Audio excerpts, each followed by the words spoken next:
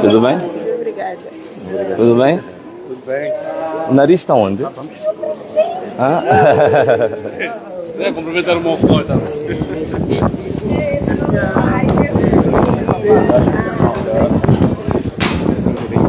Ok.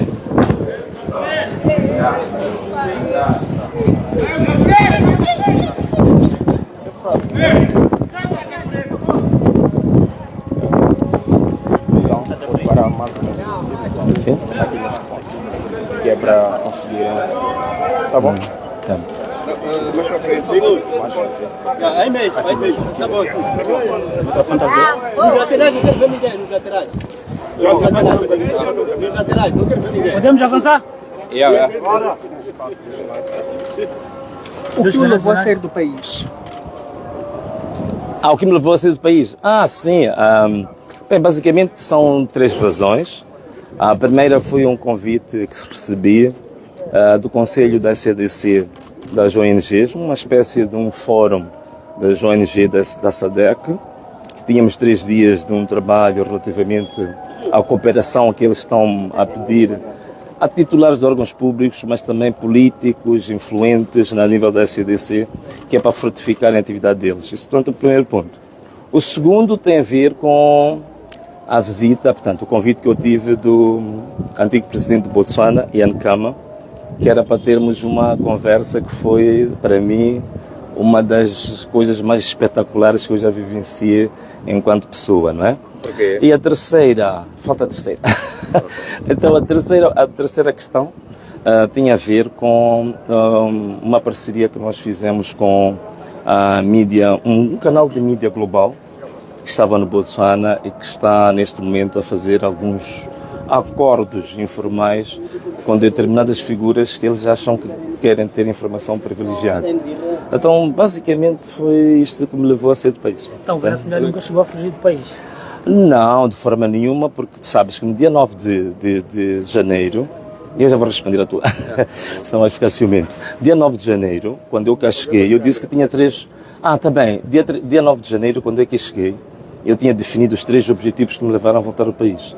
E um deles, né, o principal objetivo, era estar à disposição exatamente da justiça, porque eu sabia que haviam vários comunicados da PGR que diziam que haviam processos que corriam contra mim, apesar de eu nunca ter sido notificado sobre os mesmos.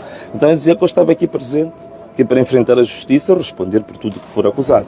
A segunda razão era mostrar a minha disponibilidade para a mesa do diálogo, que diziam que eu não podia participar, porque eu estava fora, que era impossível. E o terceiro era exatamente também estar próximo do meu povo. Como vocês sabem, estamos numa fase de estão a acontecer muitos sequestros, muitos assassinatos, incluindo até valas comuns, que provei isso. Fiz uma viagem para Tete que diziam que não existiam valas comuns e nós provamos isso. Então estou aqui, perto do meu povo, que está sendo massacrado, está a acontecer um genocídio verdadeiro aqui em Moçambique, então não fazia sentido eu estar distante quando estivesse a acontecer esse massacre, essa chacina. Então não havia razões, respondendo à tua questão mais diretamente, não havia razões nenhumas para fugir, não é? Não há razões absolutamente nenhumas para fugir. Então, aconteceram mais 2 assassinatos este fim de semana? Sim, e há 2 assassinatos que aconteceram em Macinga, e coisa curiosa é que esses 2 assassinatos, eles têm 2 precedentes interessantes. O primeiro precedente foi em Pemba, em que o Daniel Chapo, presidente colocado pela UIR, pelo Conselho Constitucional, ele fez uma afirmação de que ia combater as manifestações, mesmo que fosse necessário jorrar sangue. E isto parecia alguma coisa dita ocasionalmente, ou naquela circunstância, mas isto depois tem reflexos, tem consequências concretas. E uma das consequências concretas disso foi exatamente em Macinga. Curiosamente, há um vídeo que se tornou viral ainda há dias, que mostra um chefe de quarteirão a falar com a polícia, a dizer que conhecia as pessoas que eram responsáveis pelas manifestações. e que estava ali todo furioso porque a polícia deveria agir e que ele estava disponível a mostrar essas pessoas. E no dia seguinte, exatamente os meus colaboradores em Massinga foram assassinados. Portanto, há uma relação de causa e efeito aqui muito grande. Também não é só este caso. Dia 5 de março também, quando nós estivemos a fazer a nossa marcha de celebração, que não é uma marcha de celebração, não tinha nada a ver com distúrbios, como tu sabes. Aliás, já fizemos a mesma em vários sítios. Fizemos em Tete, fizemos em Gaza, fizemos em Inhambane, fizemos na cidade de Maputo, já chegamos a fazer, fizemos na província de Maputo, várias marchas de celebração, nunca houve problemas absolutamente nenhum. No dia 5 de março, como reflexo dessa expressão, que posso dizer, dessa instrução de alguém que se intitulou chefe de Estado, de que de fato devia-se começar a jurar sangue, e queria-se jurar também o sangue do Venâncio. Mas estou aqui, estou disponível para tudo o que for a consequências de defender esse povo e lutar por esse povo. Agora vou responder aqui. Sobre a PGR, como é que vai? Sobre a PGR, né? É a mesma pergunta, né? Vocês os quatro querem? Não, o que eu espero da audição da manhã, para dizer a verdade, as minhas expectativas não são assim tão grandes, né? As minhas expectativas não são assim tão grandes em termos de se mostrar que estou perante uma instituição que tem como competência salvaguardar a natureza de um Estado de Direito e democrático. E digo isto por quê? Digo isto por uma razão muito simples. Nós temos vários processos que nós pessoalmente, e eu pessoalmente submeti à PGR. Ainda no período da pré-campanha, em agosto de 2024, eu sofri um atentado em Zavala, em Inhambane, em Kisico. E nós submetemos a uma queixa-crime no mesmo dia em que estava o procurador de Kisico. Este caso, passado mais de 6 meses, não tem desfecho. E tínhamos todos os elementos lá. O indivíduo que atentou contra a minha vida foi imobilizado, trazia uma arma de 9 milímetros e tinha 15 balas na câmara.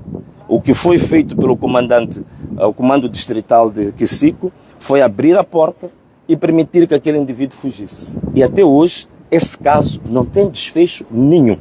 Segundo caso que nós tivemos, um pouco antes da campanha iniciar, nós submetemos uma denúncia PGR de uso de bens públicos por um dos candidatos.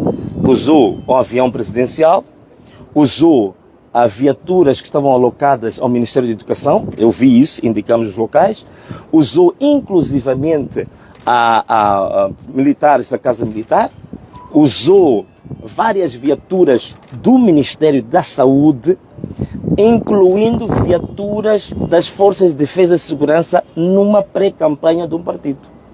Este caso foi submetido, passam mais de 6 meses, não há notificação absolutamente nenhuma e de ninguém. Estamos aqui. E uma coisa curiosa em relação a Inhambane, ao atentado que eu sofri em Kisico, veja só, o indivíduo que foi apanhado de flagrante, com uma arma pronta a disparar para mim, o que foi feito é permitir que o indivíduo fugisse. Uma coisa que não está provada, que correu-se tanto, foi o processo contra a minha pessoa, dizendo, portanto é um processo civil, de que pelas minhas instruções se destruíram 350 quilômetros de estrada em Inhambane. Isso foi muito rápido, foi muito célere, mas o atentado à minha própria vida até hoje não há absolutamente nada. Então é o que está acontecendo também com a própria PGR. A PGR tem tantos processos nossos lá, que já submetemos por várias situações, o último dos quais apresentamos um relatório das vítimas que são quadros da minha organização política neste momento. Portanto, eu tenho coordenadores ao nível de todas as províncias, todos os distritos e alguns postos administrativos. Então, nós fizemos um relatório muito detalhado das vítimas de violência extrema da polícia. Só na minha organização política foram 398 casos de violência extrema da polícia, incluindo 40 mortos. Este relatório, acompanhado de uma denúncia, submetemos ao Ministro do Interior e submetemos à Procuradoria-Geral da República. 40 mortos, com todos os detalhes, tudo mapeado. Até hoje não há nenhuma notificação sobre essa matéria. Mas são tão céleres a notificar-me, a fazer todo o espetáculo público. Até aqui nós temos que apresentar um protesto. A Procuradoria, pela sua natureza, processos que estão em instrução, não pode tornar esses processos espetaculosos. A Procuradoria não pode funcionar como funcionam os blogueiros, facebookeiros, pegar processos, notificações, colocar em público antes de notificar o visado.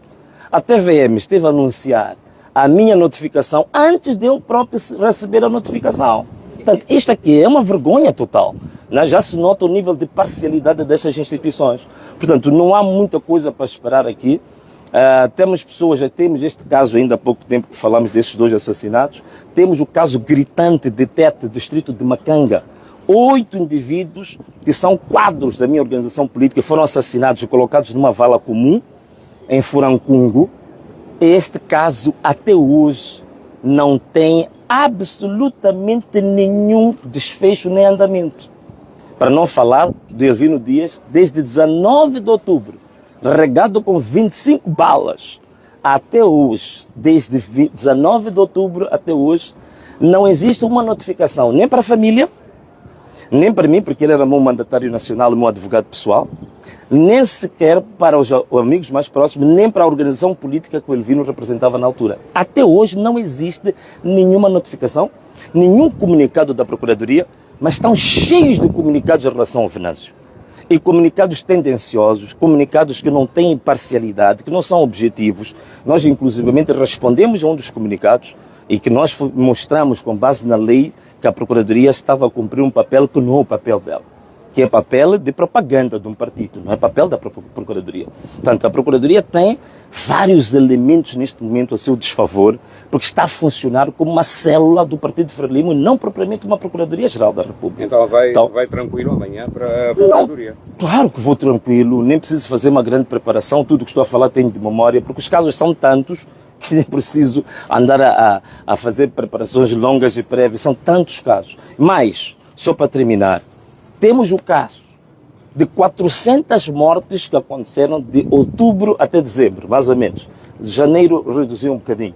De outubro até dezembro, 400 pessoas assassinadas. Diga-se a verdade, são pessoas que foram assassinadas pelas Forças de Defesa e Segurança, em concreto pela UIR.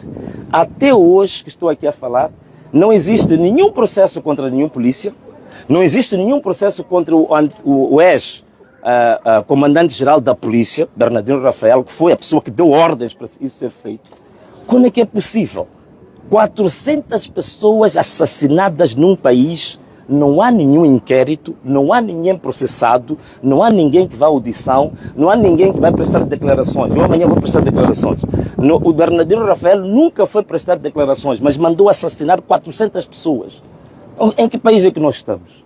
Portanto, isto para mim, até certo ponto, até eu acho bom o que vai acontecer, porque é uma forma de cair a máscara da própria Procuradoria. Que fica claro que não é uma Procuradoria imparcial, não é uma Procuradoria que está ao serviço do povo, é uma Procuradoria que está a responder a tendências partidárias, ideológicas, partidocratas muito concretas. E para mim, uma das coisas mais graves em relação à Procuradoria é exatamente pelo fato de, neste momento, no xadrez político, no campo político, vocês sabem, a Frelimo, neste momento, o próprio candidato, o presidente empurrado pela UIR, neste momento sabem que não tem base social de apoio. Sabem que não tem base, não tem povo, não tem ninguém que lhes apoia. É por isso que até hoje, apesar de terem ganho, ou dito que ganharam com 70%, não conseguiram ir à rua agradecer os 70%. Não conseguem fazer porque sabem que não tem povo. Então, uma forma de se refugiarem da dura realidade de saberem que não tem apoio social, não tem base social, não tem apoio ninguém do povo, agora foram recorrer à Procuradoria como um instrumento. Para quê? Para intimidar, para aterrorizar, para meter medo. Para quê? Para ver se conseguem colmatar o déficit que eles têm de não terem povo. Mas isso não se colmata aterrorizando as pessoas, nem matando as pessoas. Se você não tem povo, não tem povo. Se as pessoas não te querem, não te querem. O grande problema deste governo e deste senhor que se diz presidente é a falta de legitimidade. Se você não tem legitimidade, você não resolve com força. A legitimidade você resolve ganhando o coração das pessoas. Palavra simples. Há quem está aqui pode não entender o que é isso de legitimidade. Legitimidade é simples. Legitimidade é a pessoa te querer ou não te querer. É só isso. Então não te querem. Não diz querem. É só isso. Não tem legitimidade. Tem ideia de quantos processos correm contra si a esta altura? E no caso de amanhã, qual é o processo que está? Bom, olha, aquilo que eu sei de uma forma geral Dizem que tem processos em todas as procuradorias provinciais, com exceção de 3 províncias. Então vamos contar, como temos 11 províncias, vamos contar 8 a nível das procuradorias provinciais, que eu sei 8, o que mais? Sim, a consciência que eu tenho são 8, são 8. São 8. Não, nunca fui notificado. Nós tivemos que forçar para saber isto. Nós enviamos uma carta em novembro, que só foi respondida, acho que há 2 semanas. Que a Procuradoria nunca nos respondia, porque ia informar ao público, informava nas redes sociais. Nós fizemos uma carta, dissemos, olha, estamos a ter informação que a Procuradoria emite comunicados a dizer que há processos que correm contra mim, mas eu nunca fui notificado. Então metemos uma carta a solicitar que eles nos dissessem quais são os processos. Não responderam. Metemos uma carta de insistência, não responderam. Metemos um pedido de audiência com o Procurador-Geral da República, também não respondeu. Mas como sabiam que havia esta audiência agora, então fizeram um rascunho rapidamente para informar quais são os processos que correm contra mim, que tenho que falar com o meu advogado, mas pelo que eu saiba são 8 processos contra mim. Agora, qual deles é que eu vou responder amanhã, não sei, né? Não sei qual deles, mas estou pronto. Isto ocorre no momento, dia 5, sabemos, o país houve uma assinatura de acordos de referência dos partidos políticos, aquilo que vai ordenar o debate político. Eu quero saber se o Venâncio Mondlane teve acesso a essas referências que vão ordenar o debate político, o momento foi consultado, foi ouvido sobre este debate político que vai ocorrer já? Não, quer dizer, formalmente não, né? Eu tive alguns contactos informais, portanto, os 4 partidos signatários dos termos de referência para o diálogo, agora fica muito curioso, porque nós já achávamos que era o acordo. Afinal de contas, são termos de referência para ir dialogar, para depois fazer o acordo. Então, e o povo está aí com fome, o povo está preocupado, o povo está aflito, o povo está sendo assassinado, mas agora ainda se vai fazer os termos de referência para ir fazer o acordo, né? Então, a grande questão é que eu tive um contacto informal com os 4 partidos quando eu acabava de chegar do exílio e que eles vinham para saber o que eu achava, o que eu pensava, mas não me deram um documento físico, só vinham colher a minha opinião, aquilo que eu achava sobre esse acordo, que é público. Eu sempre já disse a todo mundo, toda a gente sabe o que eu acho que devia constar do acordo, que infelizmente estou a ver que estes termos de referência nem sequer fazem referência a isso. Yeah. Muito obrigado. Quem estiver aí poder responder comigo, responde. Este país é nosso! Salve Moçambique! Este país é nosso! Salve Moçambique! Este país é nosso! Salve Moçambique! Este país é nosso! Salve Moçambique! Ana Malala! Como vamos?